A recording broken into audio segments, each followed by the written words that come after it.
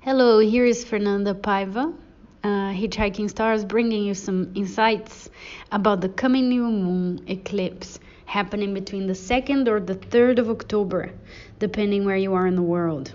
So we're very close to the eclipse closure. And closure, and I mean two things by closure.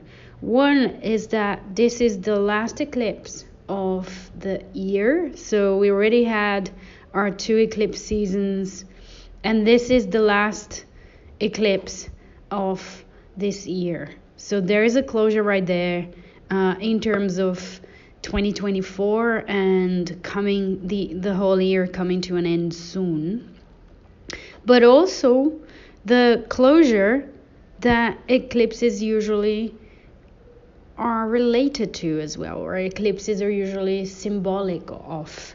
So I've spoke to you before that I have the feeling that eclipses are like portals into a new phase, into a new beginning in our lives, a very powerful new beginning, and obviously an ending as well. And that in order to get there, in order to cross that threshold, we really need to leave something behind.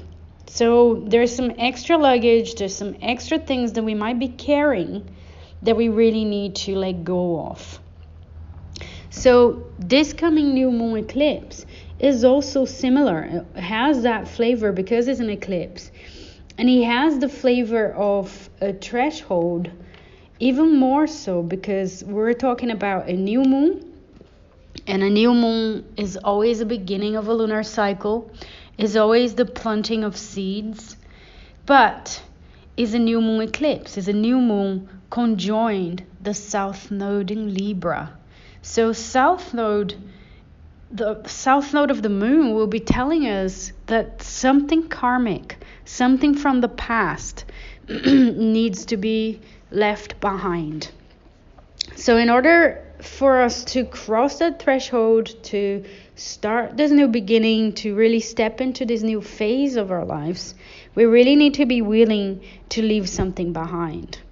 So by something, it could be a relationship, it could be a job, it could be a place that we're attached to and it doesn't serve us anymore.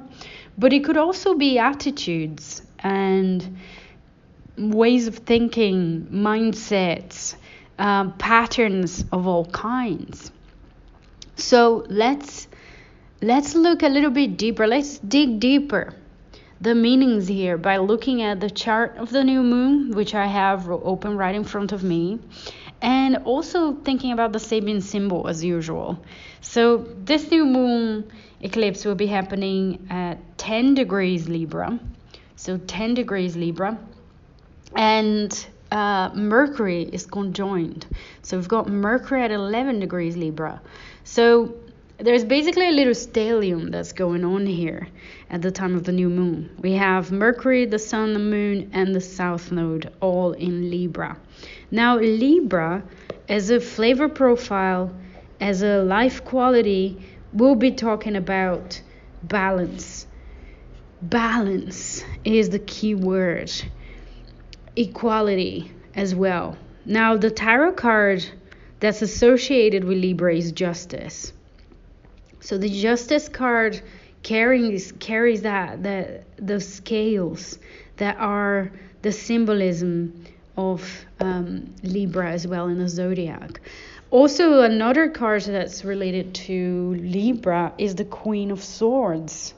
So the Queen of Swords and her ability to hold the sword upright and to really be courageous enough to see the truth. I think our ability to see the truth will be under the spotlight here with this new moon eclipse as well, all reflected by these imageries in the tarot card as well. So you can separate the Justice card and the Queen of Swords as a guided imagery for you to visualize and to communicate what is the best intentions that you can set with the energy of this new moon. I also think, again, because it's an eclipse, it's a new beginning that's non-negotiable. There's something that really needs to be done, that really needs to go. So that's there. Now, other than balance, I think Libra will also be talking a lot about our relationship patterns. So relationship is a big one for Libra.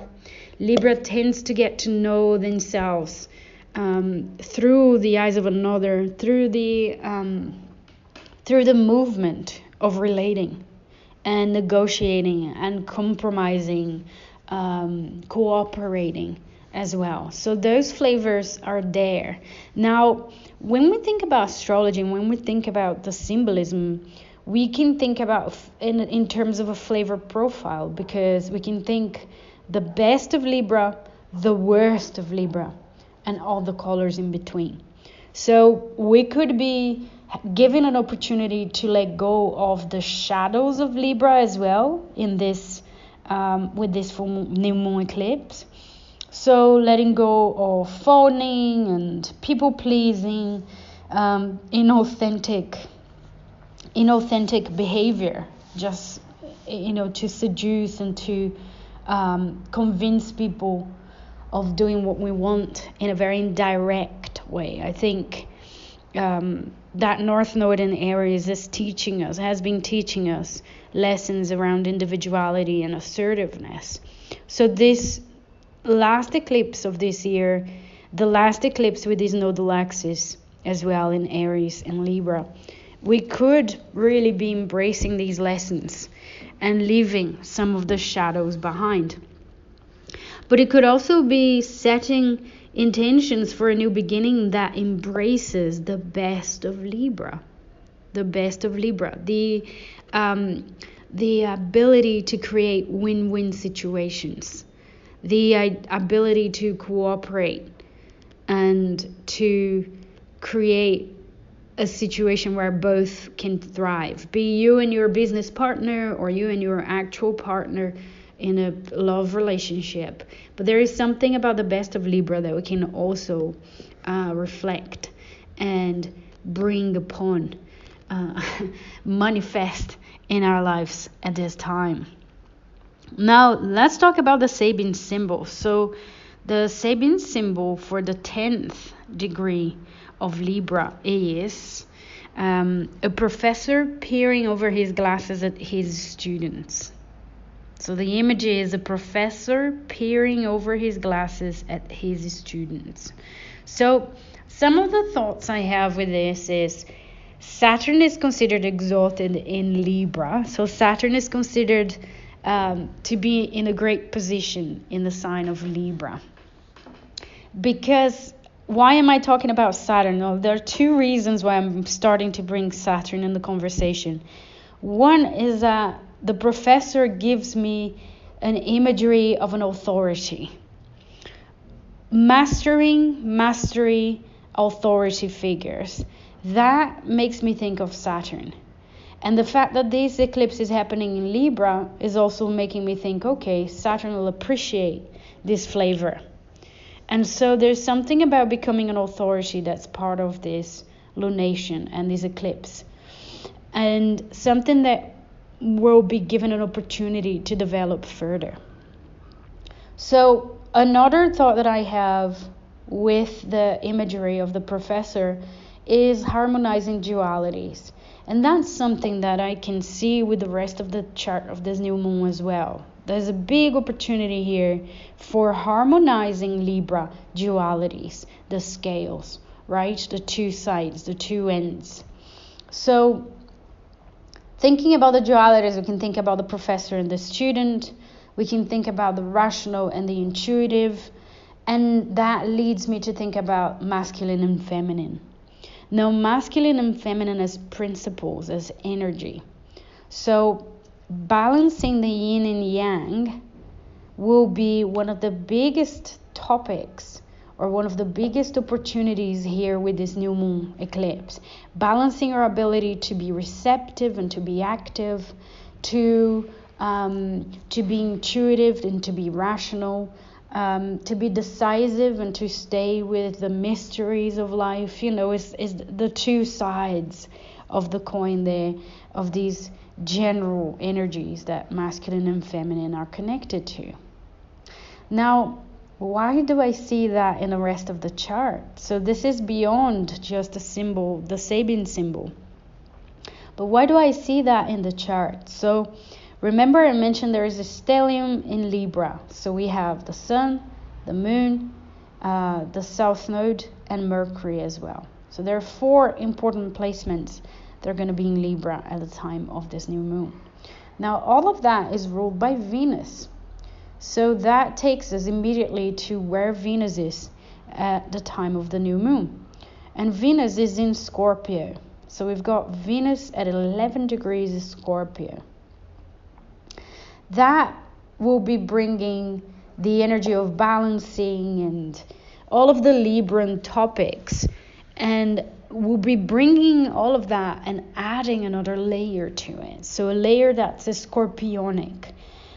The depth, the intensity, the psychological honesty, and a lot of the other things that Scorpio can be really connected to. It's like being true to ourselves and really looking things for what they are as well.